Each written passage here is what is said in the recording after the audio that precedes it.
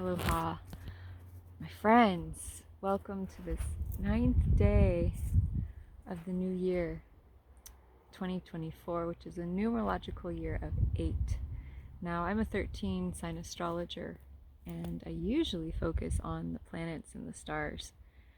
But my intuition has been guiding me to get really in tune with the number 8, to really dive into it, to really explore what is the 8 energy all about. And it's a very different energy from 7, which was last year's number. 7 is a number related to spirituality, related to retreat, related to getting out into nature, quieting the mind, going within and listening to God. That's what 7 is all about. And 7 last year really invited us to take some time out of our regular schedule. A lot of times we were sort of forced into it because so much spiritual light was coming to earth to encourage us to go within, to encourage us to listen. And so after that 7 year, it almost feels like we were on a wheel and we weren't going anywhere. Nothing was really shifting so much in the external world. A lot was shifting internally, but not so much internally. That's all changing this year. And why do I say that? Well, this year is the 8. And 8, numerologically, is ruled by the planet Saturn. Wow. What is Saturn about? Saturn is about hard work, real work, right? Real foundation building work. Saturn is all about what does it really take in the 3D to make something real. What does it take to build a building that will last a lifetime? What will it take to build a cathedral? So I'd like to liken this year of 2024 to the energy of building a cathedral, okay? 8 brings our awareness to the cycles and seasons of the earth, the cycles and seasons of our own life, and to the reality we are where we are at now. It's a very, in fact, sort of sobering energy of like, yes, we are spiritual beings on a physical journey. However, we still are in a physical body and we are still in a physical world. And so what does that mean for the soul and the soul's development? And so as I tune into the energy of the 8, it feels like the energy of building a cathedral.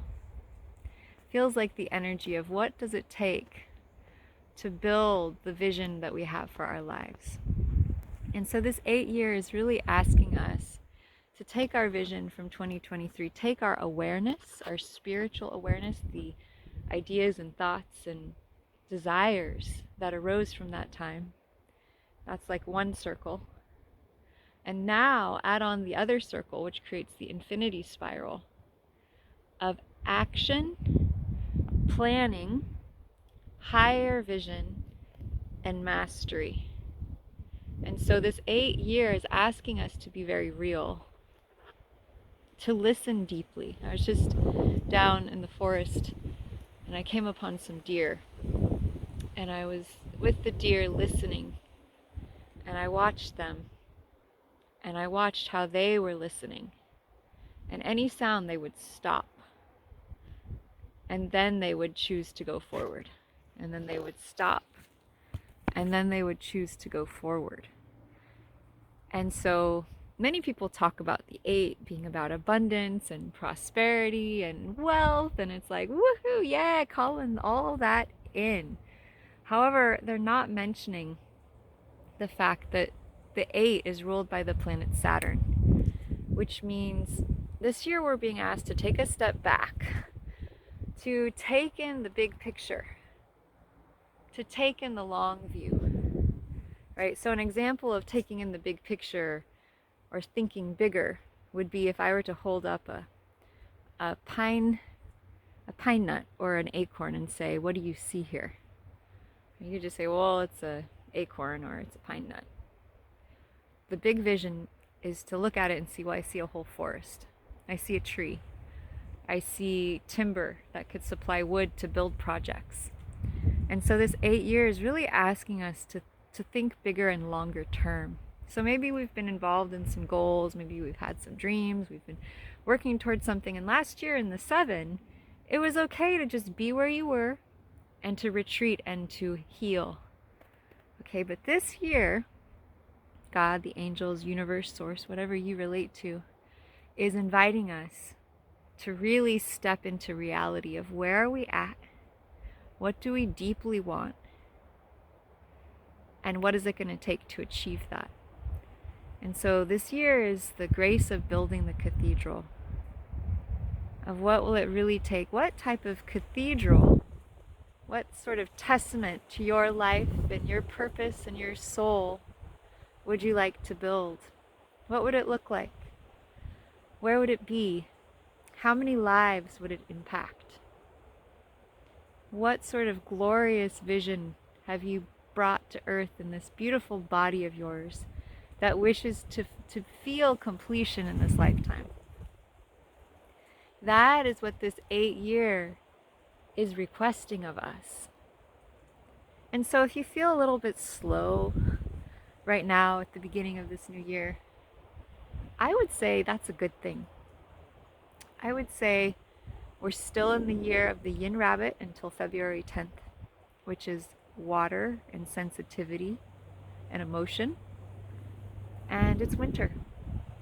So if you're feeling quiet, and there's all this outside pressure from the world to get started and go to the gym and work out and set your New Year's intentions, and you're just not, it doesn't feel right, that's okay. We are all uniquely designed, and truly it is our emotion and our feelings and it's our barometer, our compass for who we are and where we are and what's right for us. Now, as we hit the spring in March and April, that's a really good time to start a super awesome exercise routine. And if you want to start it now, go right ahead. But the body is still waking up. It's like we've been bears in a cave. Maybe we're just going into our cave. And so whatever that may be for you energetically, the 8 says, slow down, make a plan, listen to your highest chief direction, your chief calling, and from there, go into action. Yeah? And so it is not through the doing this year that we'll achieve the success. It's through the simultaneous listening to our highest path and then taking action. Feeling into what is my highest goal? What is my highest aspiration? What am I here for? And from there, taking inspired action, calling in the people, places, and things that will assist you in designing your life and designing your destiny. So I highly invite you to slow down at the start of the year and get a game plan.